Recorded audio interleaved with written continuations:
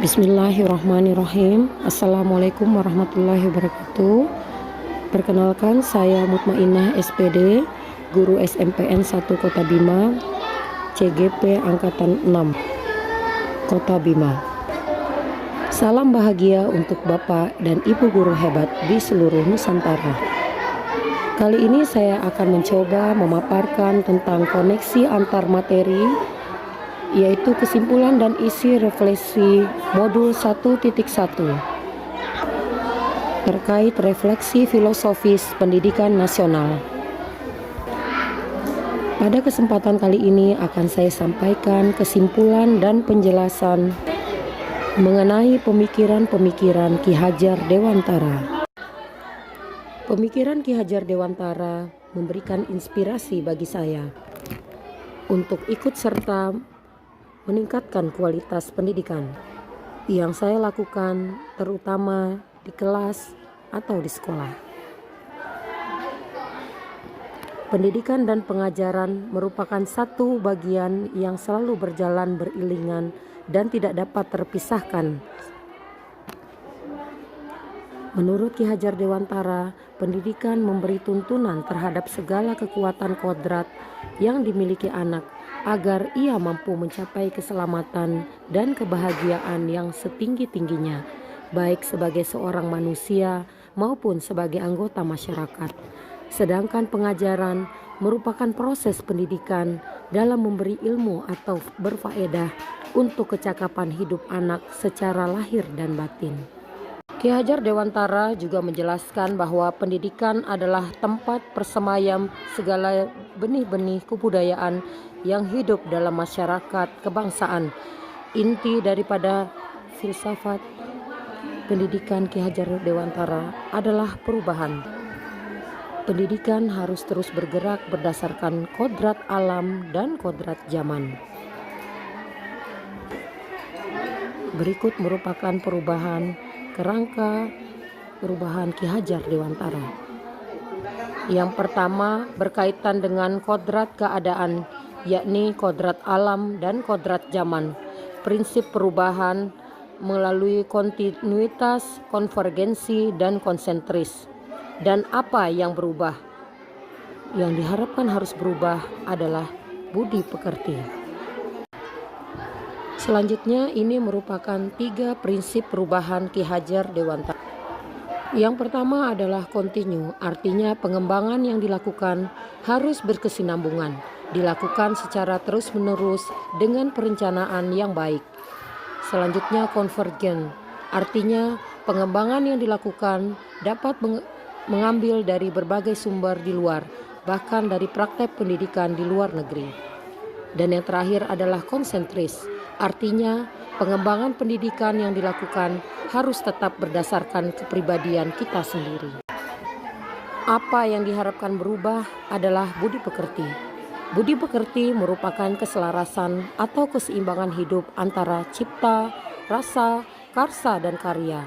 Keselarasan hidup anak dilatih melalui pemahaman kesadaran diri yang baik tentang kekuatan dirinya. Kemudian dilatih mengelola diri agar mampu memiliki kesadaran sosial bahwa ia tidak hidup sendiri dalam relasi sosialnya. Sehingga ketika membuat sebuah keputusan yang bertanggung jawab dalam kemerdekaan dirinya dan kemerdekaan orang lain. Ki Hajar Dewantara mengibaratkan pendidik ibarat seorang petani.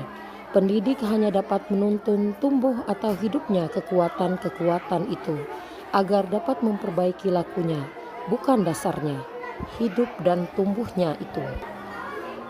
Anak dilahirkan dengan kodratnya masing-masing dan dasar jiwanya masing-masing. Guru hanya dapat menuntun bagaimana cara agar dapat membawa pengaruh yang sangat besar terhadap tumbuh kembangnya anak-anak. Setelah mempelajari modul ini, saya telah memutuskan bahwa inilah saat yang tepat untuk kembali meluruskan niat dan memperbaiki sebagai seorang guru. Perubahan yang saya rasakan, saya dapat mengubah cara pandang saya terhadap anak didik saya. Saya akan menuntun mereka dari pengalaman belajar yang mereka lakukan di sekolah. Saya akan tuntun mereka dalam mencari jati diri mereka dengan kodrat mereka masing-masing dan menjadi jati diri yang bermakna bagi mereka. Pendidikan harus berorientasi penuh pada murid, bebas dari segala ikatan, tidak untuk meminta suatu hak, namun untuk menghamba pada sang anak. Penerapan di sekolah, bagaimana proses pembelajaran dan suasana kelas yang mencerminkan pemikiran Ki Hajar Dewantara.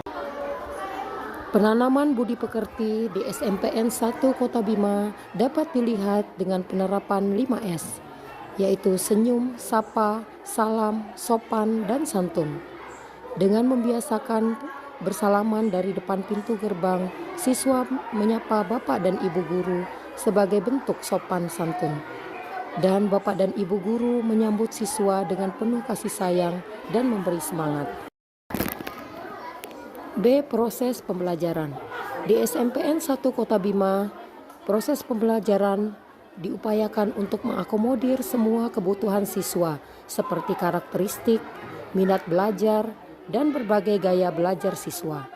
Guru-guru di SMPN 1 Kota Bima berupaya untuk menciptakan pembelajaran yang aktif, kreatif, inovatif, efektif, dan menyenangkan.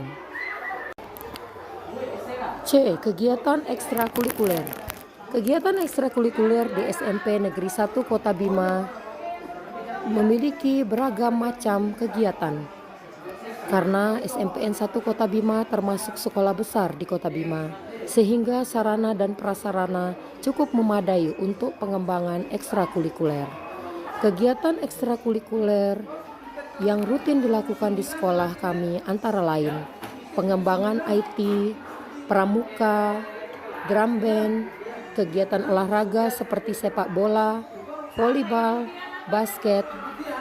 Kemudian dalam kegiatan kesenian seperti seni tari, teater, dan memainkan alat musik tradisional. Juga terdapat TPQ, yaitu Taman Pendidikan Al-Quran. Dan pembinaan bakat dan minat siswa seperti baca puisi, storytelling, dan pembinaan siswa per bidang studi untuk bidang O2SN. Hal ini merupakan kegiatan ekstrakurikuler yang rutin dilakukan di sekolah kami. Siswa dapat memilih kegiatan ekstrakurikuler tersebut berdasarkan bakat dan minatnya masing-masing. Harapan saya, mari kita selalu berupaya untuk menciptakan pendidikan yang berorientasi pada murid, bebas dari segala ikatan, dengan suci hati mendekati siswa didik kita dan tidak untuk meminta suatu hak, namun untuk terus menghamba pada sang anak. Demikian pemaparan dari saya. Terima kasih. Salam hangat dari saya, Mutmainah SPD, Guru SMP Negeri 1 Kota Bima, CGP Angkatan 6 Kota Bima. Wassalamualaikum warahmatullahi wabarakatuh.